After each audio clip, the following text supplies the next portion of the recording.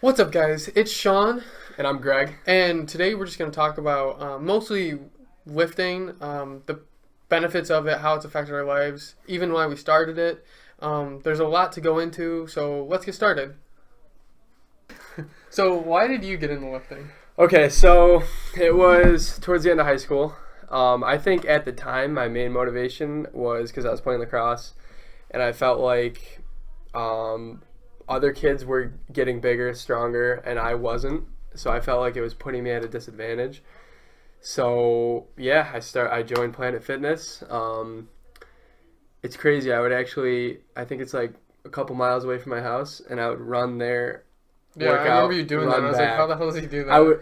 I don't know. It was I'm crazy. not a but strong runner. I'm more of Right. I like lifting heavy, but I'm not Exactly. like cardiovascular and now strength. and I've also because I used to be more on the running side of things, and now Yeah. I've Yeah. gone way more towards lifting. But yeah, I guess that was my reasoning at the Yeah. time. I think I got into it like seventh grade, maybe a little bit before middle school, where I would just lift because I think it helped me become more noticeable and it kind of gave me more self esteem. Mm-hmm. Because at the time I got bullied a lot, and Yep. I don't know. I felt like it was a way to get more noticed by Mhm. other people and like more respect. I think Yep. was a big thing. So I think I started that, and it kind of just evolved into this other thing. Snowballed. Yeah, it just changed. Yeah. You know, because at first it was kind of like a selfish kind of sad thing. You know what I mean? Yeah. And then it just evolved into like some type of mechanism Yeah. to keep myself, you know, Healthy. physically and mentally healthy. Yeah. You know, and I feel like that's really important. And a lot of people that remember in like high school when people would complain about the gym, Yeah. that kind of annoyed the crap out of me Yeah. because I understand like it's painful, but if you're able to embrace it, Right. it changes who you are, Right. and it makes you someone that wants to work for you know Right. what you're getting. Right. And One I think huge that's really important. One huge thing, piggybacking off of that, where you said, people don't like it because it's painful.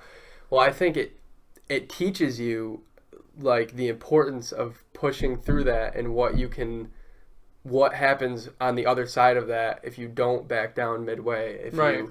If you push all the way through it, even though it's uncomfortable and not enjoyable, and then you get a huge reward from it in the end. And I think that's a huge thing that can transfer over into other aspects of your life. It kind of like teaches you that Right. Yeah. Yeah. It's like a skill or yeah. It creates a discipline, and yeah, you're also rewarded from it. So like from a psychological standpoint, you know, you're doing this thing, your endorphins are being released, and so every time you do it, you're like, oh, you know, this feels good. It hurts, but at the same time, I'm seeing my body, you know, Mhm. look better. I'm feeling healthier. I Yeah. can breathe better. yeah, You know, I'm Yeah. strong enough to lift whatever I want. My back doesn't hurt. yeah, right, Because what I found is when I play video games or when I work, just like obviously 40 hours Yeah, a week at a sitting desk at a job, my desk, back yep. starts hurting.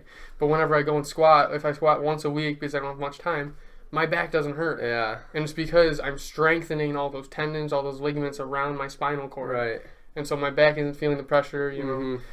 And I feel like that's really just important. And obviously people say that, but I think it's kind of transcended a lot of people to be more successful. Like if you look at The Rock, you look at Arnold Schwarzenegger. Obviously, you might not agree with his political views and whatever, but you know those people they know how to work hard, Mhm. and I Mhm. think that you know that's vital Mhm. for any like growth. Definitely, definitely, yeah. Like you said, it teaches you discipline. Yeah, I think that the evolution of it for me was like at first it was I'm doing this so I don't know, I'm more noticed, I'm stronger, I'm whatever. I don't really know exactly why I did in middle school because like there's a tornado of hormones and whatever, you know, Mhm. it was crazy. Mhm. But I know that now it's more like it's a way to kind of get grounded with myself. Mhm. And I notice I do it a lot when I'm lonely, Mhm. which is interesting. But I think it's more of a way to It get in helps. touch with myself, Yeah. and like so I'm not as lonely with myself. Right. You know what I mean? And I feel Right. like a lot of people are afraid to be lonely Yeah, because because they don't want to be by themselves. but there's a way to kind of get in the mindset or teach yourself how to be okay being alone, or Right. how to Right. how to enjoy the time Right. spending And I think by yourself. that is very important in being independent, being happy with your life, because With you have to yourself. be happy with yourself, with Yeah. who you are. Yeah. So I think that just in a number of facets, lifting has helped me. I don't get into it enough anymore because life gets crazy, but Yeah, but it's something you can always go back to. It's never Right, not going right, to be an right. option anymore. right. And another thing, I think that the setting the goals, like for me, I think this is why a lot of people lift heavy, is because they want to have a set number to hit. Mm-hmm. Like I want to bench 250 by the end of this month, whatever.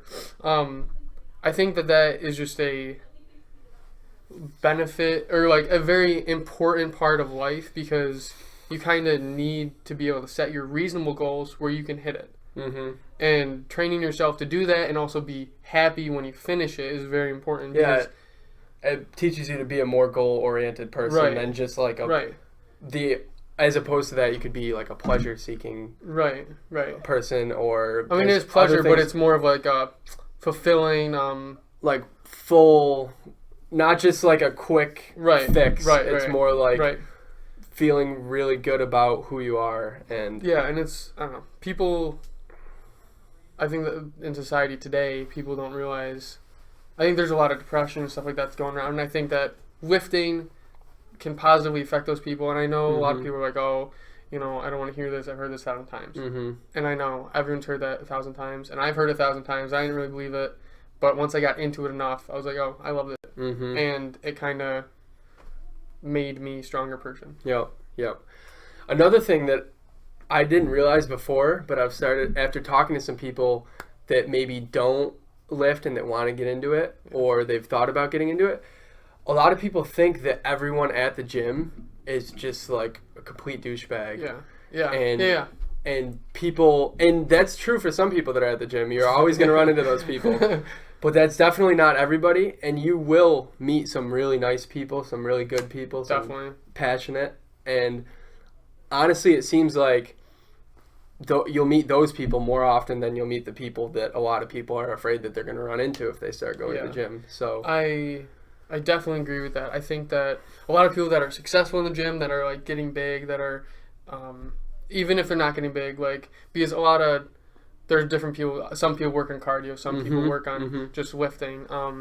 Either one, I think that either one's very important to get around those people, because a lot of them are goal oriented and they're very driven and motivated, and they know how to motivate themselves. And so being around people like that will allow you to actually grow yeah, in a similar kind of fashion. rubs off on you. Right, It's a right. really good environment to Right. be in. There's a lot of books called, like, there's one, I don't know what it's called, but I think Tribe is in the name, but it just talks about how it's so important to be around people that are like you and have a positive mindset, Mm-hmm. and how that will shape who you are. Yeah. And I feel like we've done that with each other. Yeah, definitely. Definitely. It just rubs off, and it just helps you grow as a person. Exactly. And yeah, like you've heard it before, but you're a product of your environment. Right. And you could have the mindset that you really want to, do good things, you want to set goals and stuff, but if you're not putting yourself around other people that are like that, they're going to bring you down, Yep. and you're going to even forget that you're going to forget about those goals. You're just going to start listening to what they're saying. Right. And you're going to kind of be lazy. Yeah, And you're not going to want to work for what you... And part of that have is 'cause gotten. you're going to think that you can't reach those goals because those people are making you feel that way. So Right. Or even that it's not worth it, yeah, because they're doing fine in life and I'm doing all right, whatever. You know what I mean? A lot of people just get that comfort zone. And I think that for me personally, that comfort zone, it can be so damaging, yeah, because I will get into that just being comfortable, and I won't want to push myself. mhm, But once I start, mhm, I can't stop myself. mhm, And for me, that also can be very damaging, because I'm like a sprinter. You're more a marathon runner, mhm. which is awesome, and I wish I could do that, because you're very disciplined Right. and you know how to stick to what you're doing and just keep doing it. One thing I think that's helped me with that is I feel like with the comfort zone thing, after you reach that goal, I think it's okay to sit in that comfort zone for a short period of time and be like, okay, I reached my goal. I'm going to take a short break. Right. But then you only take a short break and then you get Right. going again. And that's my thing. With that short break becomes a long break. Yeah. That's pretty much as simple as it goes. It can happen, yeah. But yeah. No, and I don't know, with the life balance, it can get very tricky. Time-wise. Right. Because if I get into the gym, I want to spend an hour to 2 hours every day in the gym.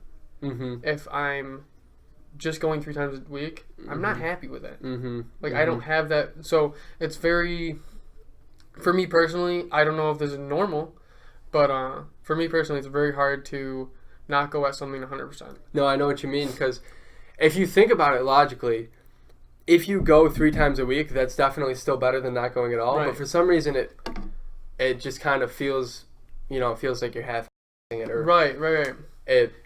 I don't know. I don't know why it feels that way, but I wonder if it has anything to do with like the addiction to the endorphin release. maybe, yeah. Or because I know this might sound weird, and a lot of people say this, I enjoy the pain, the muscle pain. I don't enjoy like obviously back pain or like any actual like positive pain. Right. Yeah, it's weird to say, but muscular pain. Yeah. I think is healthy and it's good, and I enjoy that because I don't know if it's that I feel like I did something, and I don't know what it is. I just know I love it. Yeah. And if I feel it, I get motivated the next day to go. Yeah. And once that starts to wear off, then my motivation to going kind of wears off too. And on top of that, if I don't set goals for myself,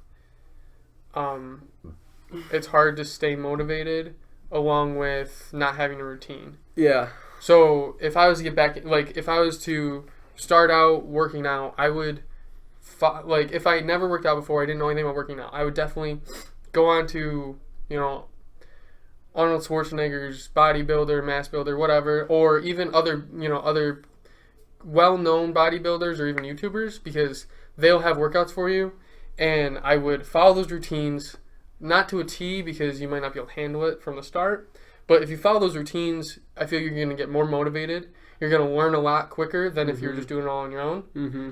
And another thing I think is nutrition.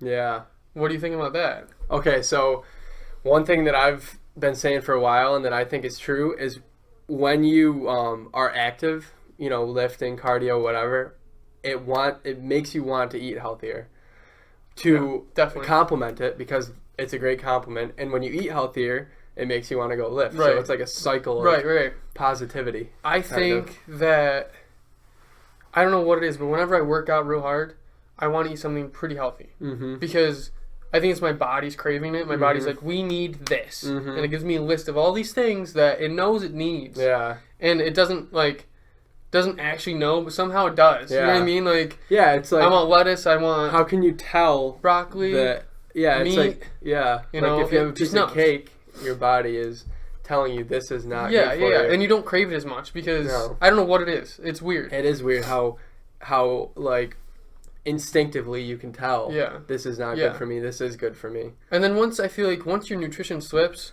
your working out can also slip pretty quickly. Yeah, because they're connected. Yeah. And you need both, and I think also, obviously, if your working out slips, your nutrition is saying, we don't need these nutrients to survive. Right. We don't need to be packed with vitamins and this nutrient, this nutrient-dense food, because we're doing just fine without it. If you're not gonna be exercising to that extent all the time, then there's no reason that you have to eat crazy healthy. Right. But so that can happen. I mean, if I was new to lifting, I would, trying to find a routine, try to get some type of nutrition plan that you understand, or do as much research as you possibly can to start to fathom how to eat, because it's really important. And if you want to be successful and happy in life, I think that working out is a great foundation to start at. Yeah. Because if you stick with it, it gives you discipline. It gives you energy. You don't want to stay in that comfort zone. Which, to grow, everyone knows. To become a speaker, you don't just speak in your room. You go out and speak in front of people. Do something that's uncomfortable at first. Exactly. So, I think that just lifting altogether is a great thing. Obviously, you have to be careful with it. Don't go too strenuous. Don't do stupid workouts that you don't understand. Those people doing squats on... Yeah. And you don't have to do an insane amount of weight to start out with. Yeah. Or, Those people doing squats on those balls. yeah. Yeah. Don't do that. Yeah. Please. Just be smart, go slow, and develop your skills. Yeah. And I don't know. I think that it's really important. I think one thing that it seemed like you were trying to get at for people that are new to it is for both your workout routine and your eating. I think to start out with, you might want to find a plan that someone has set up already, like online, that you can follow, because starting out you don't have a knowledge base, so you need something to help you along. Yeah, but then once you get to a certain point, then you can start doing your own thing because you'll find what you like and what you don't like. Because once you start learning, like, if you actually want to get into it, start with someone else's routine, because you're going to be putting it off. You're going to say, you know, I don't know how to do this, I don't know how to do that, and so you're going to research, and you're going to spend weeks researching, and then you might die out and just be like, I don't care about it anymore, because you spent all this time researching it rather than actually doing it. And so actually finding someone that's already done some research that you can, like, base generally. Are you saying another person you know? No, or can it even be like even online? if it is someone you know, but a lot of YouTubers, I guarantee, you know, they have some workouts, they have good advice. Even spending time on YouTube and looking at what they do and what they say, it's helpful. With that said, I think that finding some type of routine that's already pre-made is going to be very helpful to get into it at first, right? And then once you start becoming familiar with the workouts, you start understanding what to eat and how it affects you, then you can kind of make derivatives of those workouts, or just completely new ones to change up the workload. Yeah. And for me, I'm very weight oriented. I think I already said this. I'm not as much cardio, which I wish I was, because that will help stamina, because your cardiovascular system kind of supports your muscle mass. So if it become really big, doesn't matter if I can't move 10 feet, you know what I mean? Because I don't have any cardio to support what the mass I have. But obviously I'm not that jacked. I think that setting those goals, because I really like heavy lifting. I know that you don't as much anymore. Not as much anymore. Yeah. Lately I've been going more for, like, trying to perfect certain parts of my body, I guess, looks wise. So what I'm trying to get at is, my goal is to get heavier weights. Yeah. Your goal is to do what? Because everyone needs a motivator. Right. So yours is to perfect your body? Yeah, I think it's really to, like, pinpoint certain parts of my body that I want to improve, and then improve on those. Another thing, though, I guess, is another huge thing that pushes me to go is not only those long-term goals, which are really important, like we've been talking about, but also just how it makes me feel that day right after I finish lifting. For the next, like, however long, hours for that day, like, physically and mentally, it just makes you feel, it's like a mini high almost. It's like runner's high. It is, but I think it lasts longer. I think from my experience, I think runner's high is more intense but shorter, and I think lifting high. Right. I think that this is just something that's coming to my head right now. But maybe the reason it lasts longer is because you don't fatigue as much.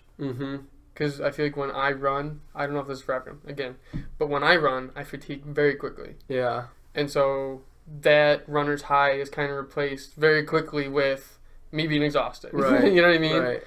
So I don't know if that has a role in that. I feel like running is a very intense thing. Yeah. But you can only do it for a short duration. And lifting, while it is intense, it might not be, well, it depends on how you do the workouts. Yeah. A while ago, I was doing workouts where I would do, heavy weight, 5x5s mostly. So, like, I think I was benching, like, 205 5x5s.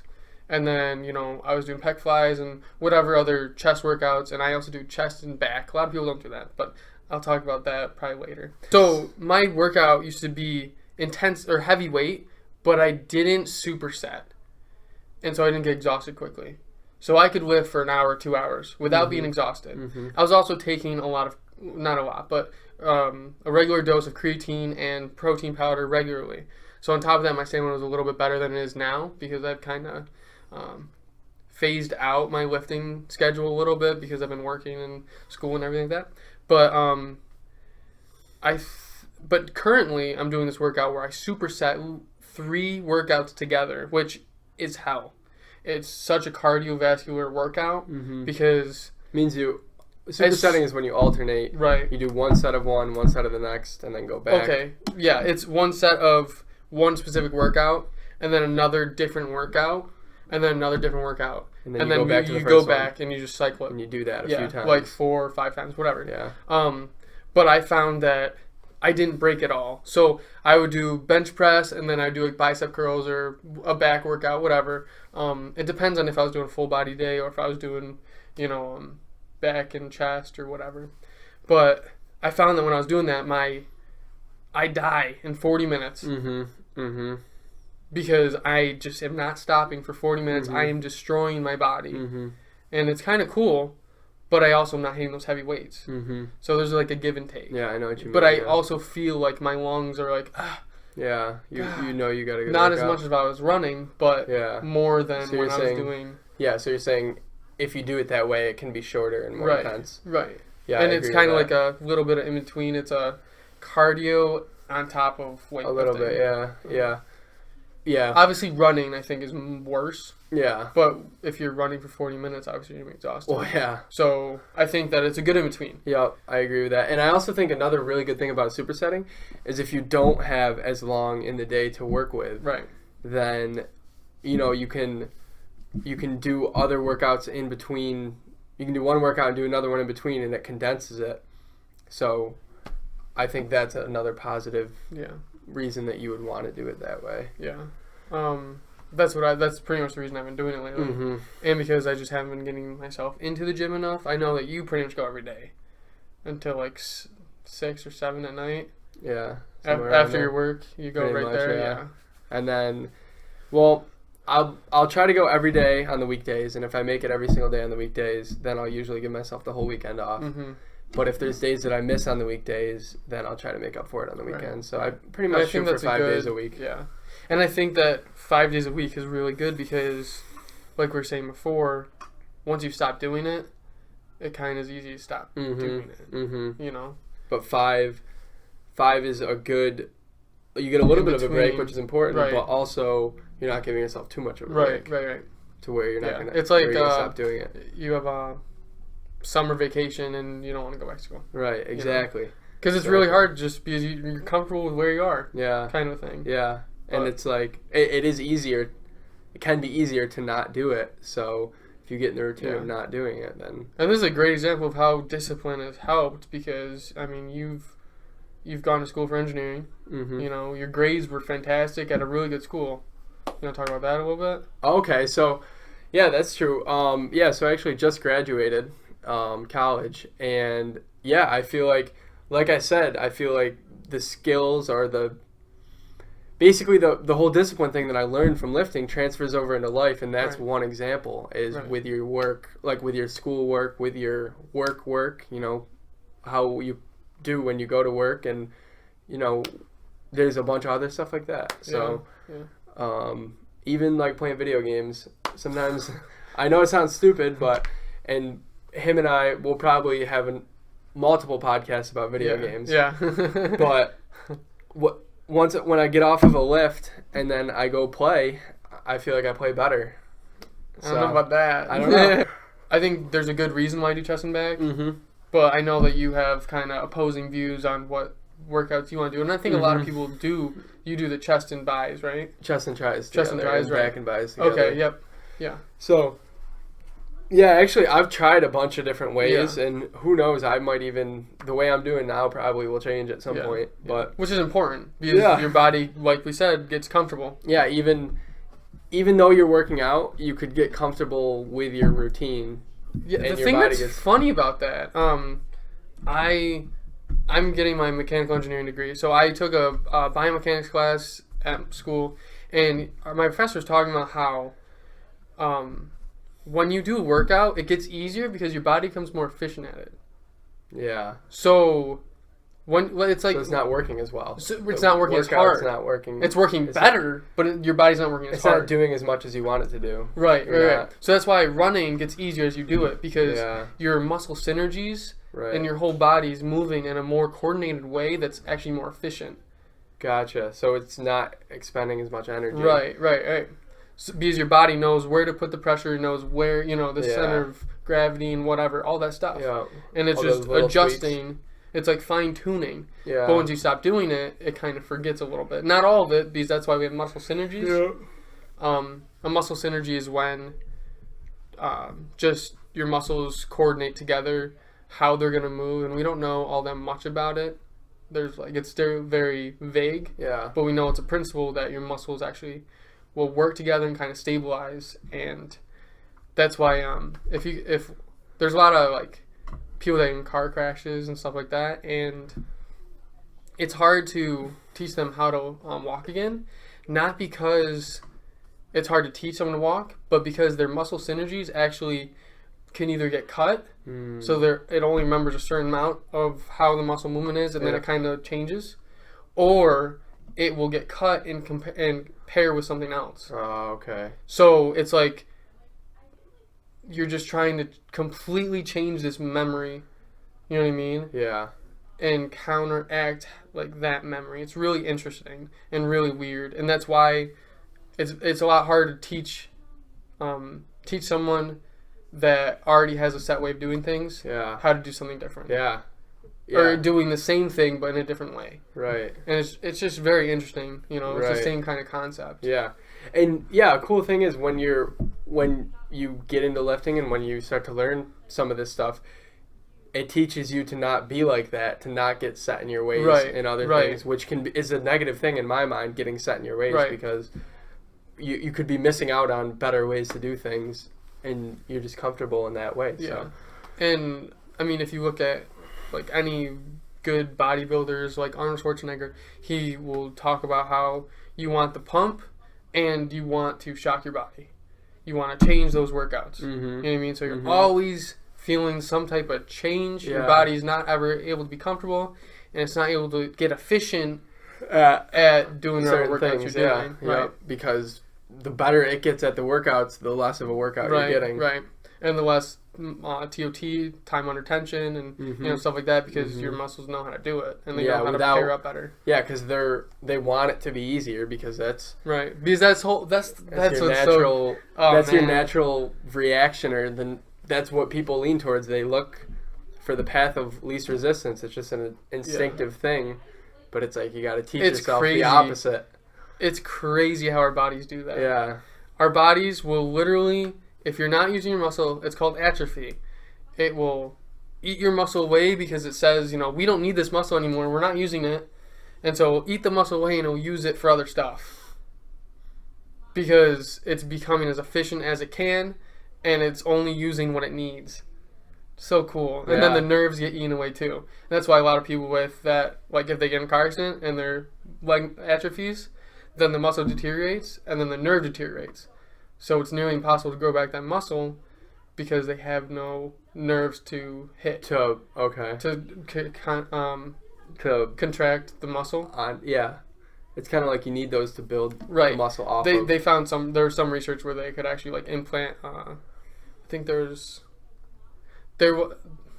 going into a lot of biotech stuff. But there's this part of your brain that's actually not connected to your brain. It starts and then a nerve grows from it to your brain. So they found that they could actually use that nerve to put in the atrophied muscle, and it would grow back into your nerve. Okay. You know what I'm saying? It Yeah. would grow into your stem system. Okay. So they were actually using that to try to like counteract atrophy. It's really cool stuff. Yeah. But it's just crazy how our body. How smart your body is, Right. And it's how so dumb though. yeah. Well, yeah, it can work against itself. 'Cause Right. It can be. Right. In many ways, it helps us survive. It's helped us survive for thousands of years. But in some ways, it's like Yeah. killing us. It's almost like people say you program a robot to do something, but it can't really think about it before Right. it does it. Right. So it just does what it was programmed to do. Right. And in some cases, that's kind of how your body Yeah. works a little bit. Yeah. It's really cool to Yeah. see though. that's about it for today. Thanks for joining us. Leave a like, subscribe, and stay tuned because we've got a lot more content coming soon. Yeah, we do. Make sure to follow us, guys. See ya.